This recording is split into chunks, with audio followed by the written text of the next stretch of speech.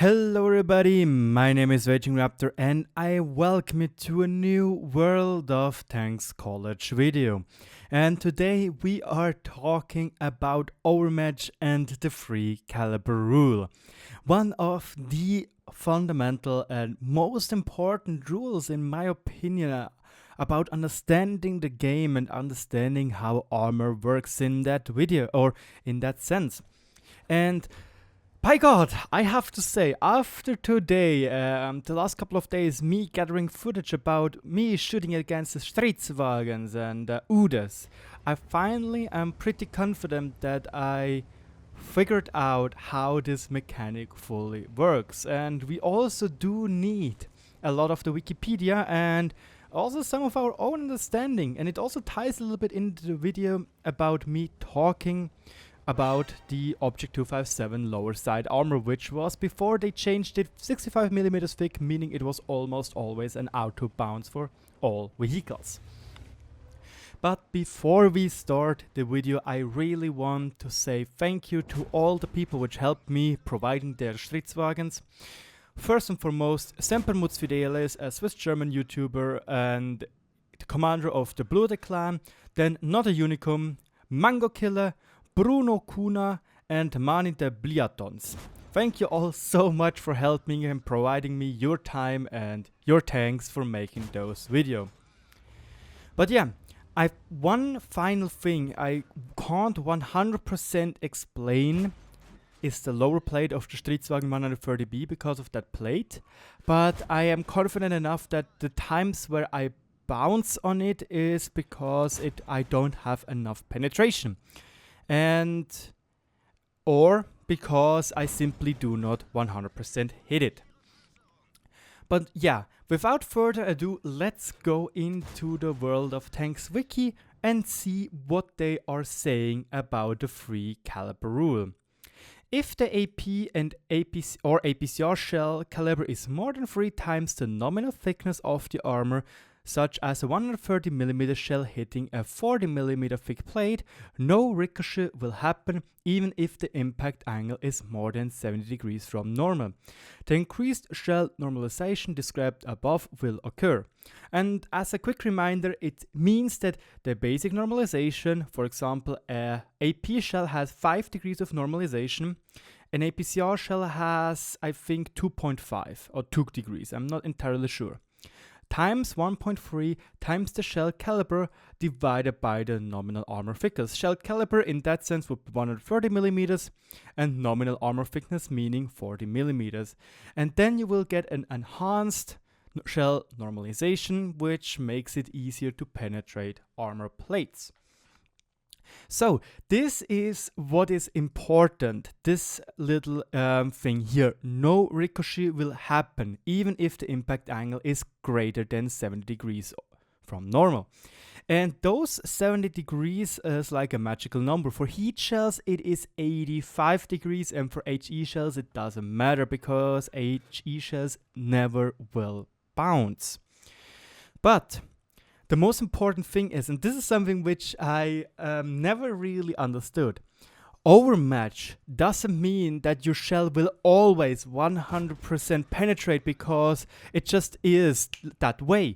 It is because your shell has enough penetration to penetrate it, because it will always attempt to penetrate. And this is the important difference. Attempting to penetrate always and always penetrating. It doesn't really changes that much because, well, it doesn't really care in the end. But if we look at the armor of the Udes 103, and now we are comparing it to the Kanonjagdpanzer. If we look at those 30mm plates, which you see afterwards in the background, you will see that we won't be able to penetrate them. Why? Because the angle is greater than 70 degrees and we do not overmatch because our shell is not greater. Our Kanonjagdpanzer has a 90mm caliber. It would be the same if we would use a Super Conqueror or a T110E5 against the Tier 9 Stridswagen, which has, as we see here, always 40mm of armor. On the Udes though, you will see that we always penetrate the 20mm armor. And this is because our shell will always attempt to penetrate it. And because of the 2 caliber rule, which is obviously once again explaining or calculating a better normalization, we will always have no doubt penetrating that thin layer of armor, because we have such great normalization that it's legit nothing, this armor right here. And this is actually something which I never understood beforehand. I was just like, well, okay, it's 3 times greater and I will always penetrate, that's it.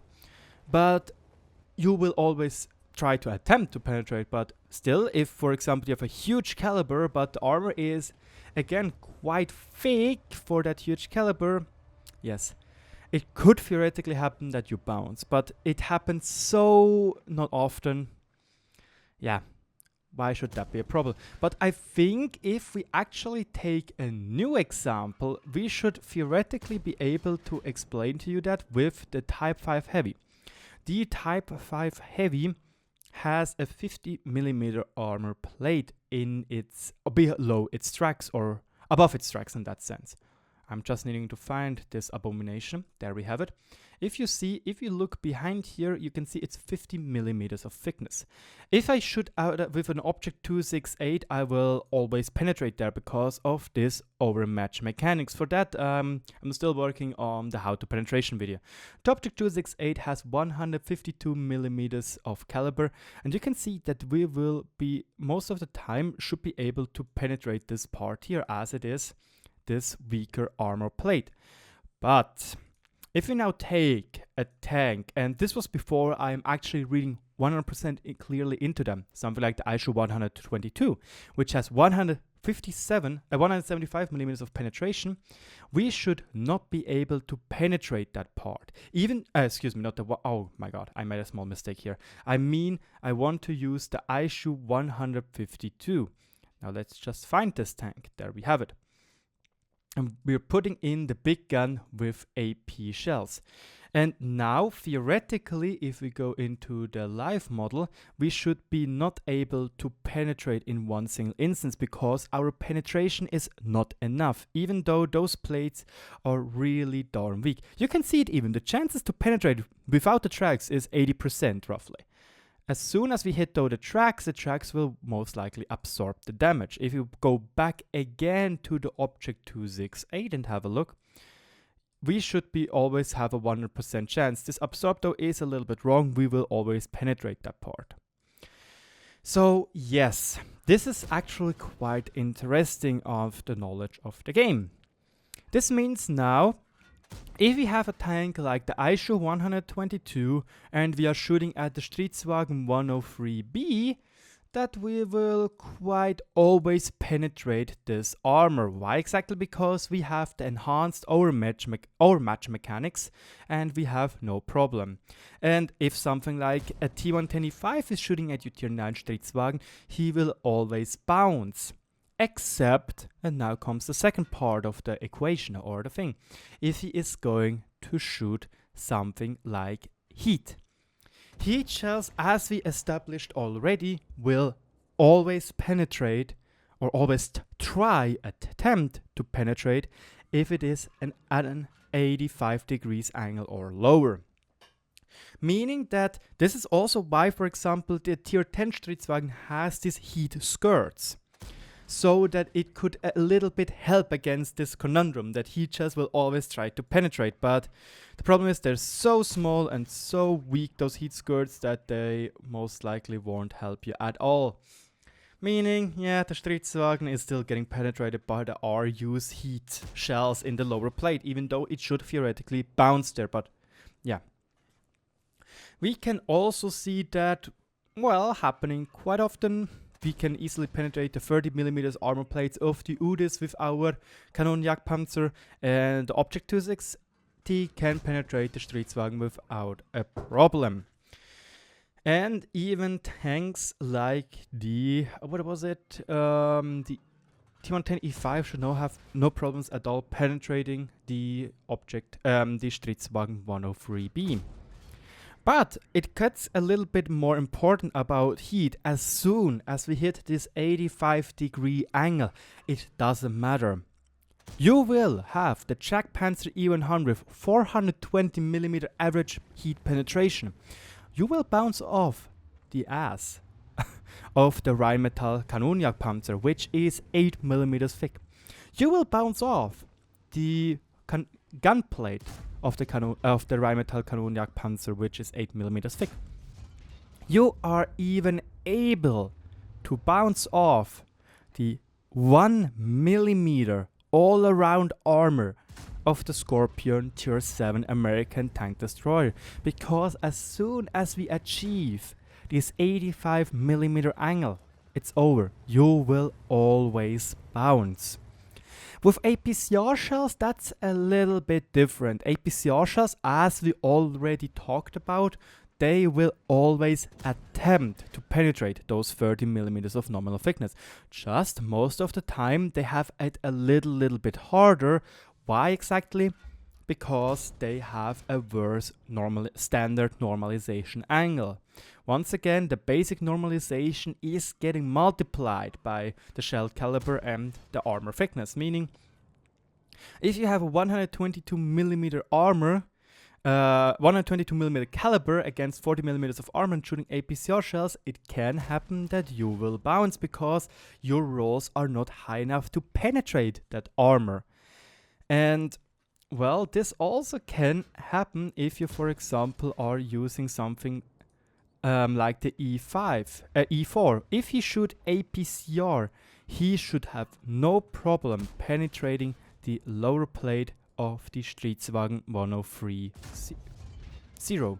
Why exactly? Once again, the armor penetration is high enough to overcome that armor. With the ISHU 122S, it is not when you shoot APCR because the normalization is not strong enough and your penetration is not strong enough to penetrate it because you are failing to penetrate it. The armor is simply too thick. And honestly, this today blew actually my mind kind of, because since far, again, I always thought that you will have no problem penetrating something which is smaller than 3 times your caliber. You will always penetrate, it doesn't matter. But no, there could be theoretical instances where this is not happening. Ergo, our 152 SU example against the Type 5 armor. Or something else. We should just basically find something which is 50mm of armor, and then you will see that we are not always going to penetrate it because our penetration is simply not strong enough. So yeah, guys, I hope I was able to explain to you how exactly Overmatch and free caliber rule is working in the game. And I think if we wrap everything up in a TLDR, the most important thing is if your shell is 3 times larger than the armor of the enemy, you will almost always penetrate with AP. With APCR, the chances could be that you will bounce because you have not enough penetration. And with heat shells, it is even easier to penetrate highly sloped targets with little armor. But as soon as you hit 85mm of 85 degrees, there we go, you lose because you will always bounce. This was RagingRaptor. I hope you enjoyed the World of Tanks College episode. Thank you so much, and I talk to you all later.